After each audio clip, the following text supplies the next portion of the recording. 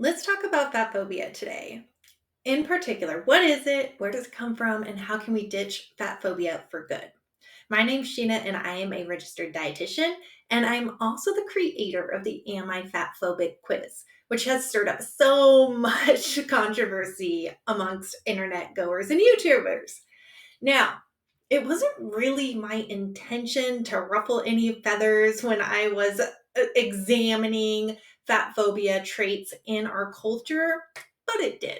Like most things that I do, there's a lot of people pissed off, apparently.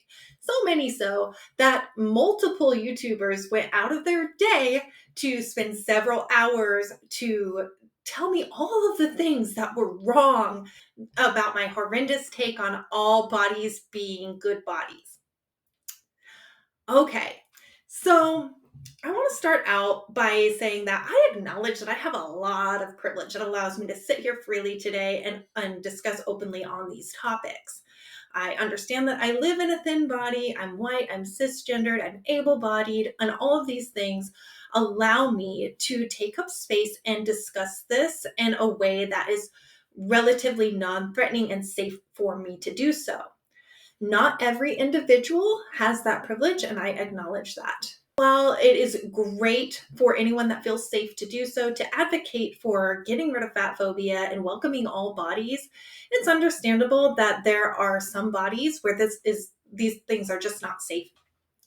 So let's start out by acknowledging a quote by the YouTuber Tim Dillon, who states, "The person who invented the fat phobic quiz should be living in a tent. It might be a big tent. Let me make a living being aggressively and annoyingly fat." So I got a real kick out of this because the director of that video automatically assumes that I am a person living in a fat body simply because he hates my ideas.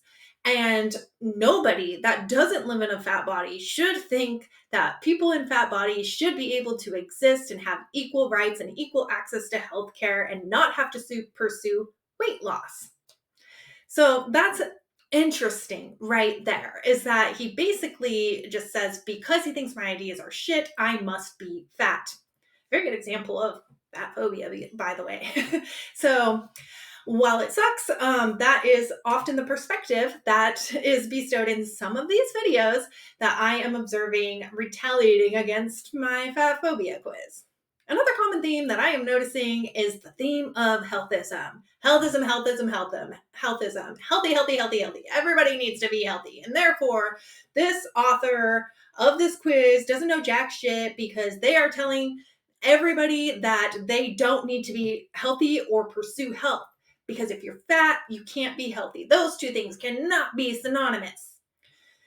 So this is diet culture's evil ploy into making sure that we keep fat phobia alive and well. Because looking at somebody and saying, oh, okay, this person is in a fat body, so therefore they must be unhealthy and they must be actively working to change that. And if I don't tell them that they shouldn't be in a fat body, even if they are perfectly metabolically healthy, then I'm a piece of shit. It's actually the exact opposite, right? It's like, oh, okay, you want to go and save the day for a person that's literally just trying to fucking exist in their body by telling them all these guru things about healthy, which let's get started on that term in general. My least favorite terminology as a registered dietitian and medical provider for the last decade. I fucking hate the word healthy. That is my least favorite word. Why? Because it has no operational definition. It just gets bigger and bigger and bigger to make sure nobody fucking meets it. I dare you to ask 25 healthcare providers what it means to be healthy, and you will not get the same answer twice. And it is ever escalating, right? So most people start with, well, being healthy means you're free of disease. So they're literally telling you being healthy means something that you do not have in the absence of something, which is fucked up in my opinion.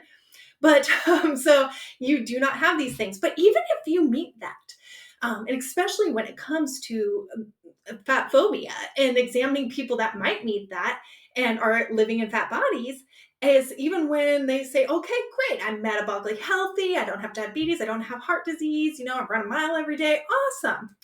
Okay, well, the term healthy comes in to save the day and make sure that fat phobia is still alive and well and says, well, but you could get these things.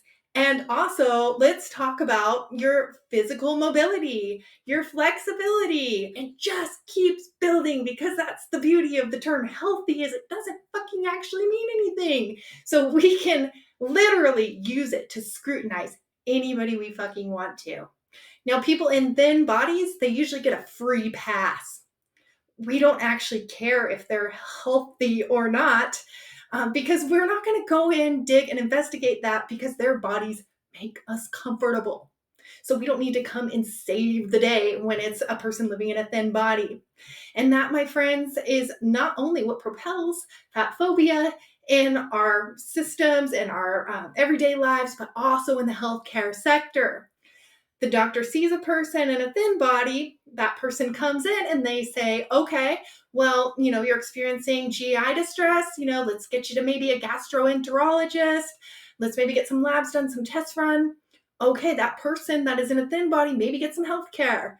The person comes in, if they're in a fat body experiencing the same symptoms, they might say, also, if you lost weight, your gut health would be a lot better.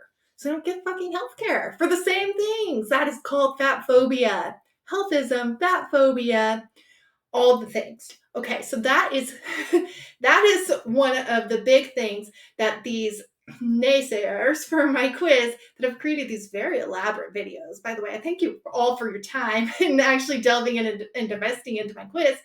But that is one of the main things that they use to counter some of the ideas that I have proposed to dismantle fat phobia. And I get it, right? We are all raised from birth to scrutinize fat bodies. So we're not going to go out and actively tell somebody like you shouldn't be fat, right? But we're going to take a lot of efforts to make sure that we're not fat, sometimes to a dangerous level in ways for eating disorders, disordered eating. It impacts everyone.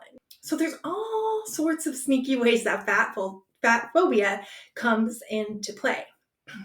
And we'll just kind of briefly go over the different types of fat phobia, but they all kind of interlink and they keep each other alive. So there's interpersonal fat phobia. So that's how we feel about ourselves, right? Do we think we're fat? How does our body compare to other bodies? Are we actively trying to lose weight and sometimes even taking extreme measures to get there, which might impact our relationships, our health, all of the things.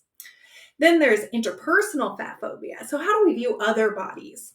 Do we spend a lot of time body checking other people, particularly people in fat bodies, having fear of gaining weight? Are we that quote unquote healthy hero that's going to come save the day and tell people how to exercise more and eat fruits and vegetables, even if they're completely metabolically sound? That would be a good example of interpersonal fat phobia. And then there's institutional fat phobia. So that is where our public spaces are concerned. If a person in a fat body wants to get onto an airplane, is there accessible space? Is there accessible chairs and dining areas and so on and so forth? And all of these things, like I said, kind of compound on one another and they interlap. So if we have really strong interpersonal fat phobia, well, we've got a deep fear of gaining weight, we're probably not going to believe that a person that is in a larger body deserves space in public spaces because everybody should be trying to shrink their bodies, right? According to the fat phobia dogma. So just a few things to consider when you're thinking about your relationship with your body, other bodies, and whether or not we have fat phobic tendencies that we want to ditch for good.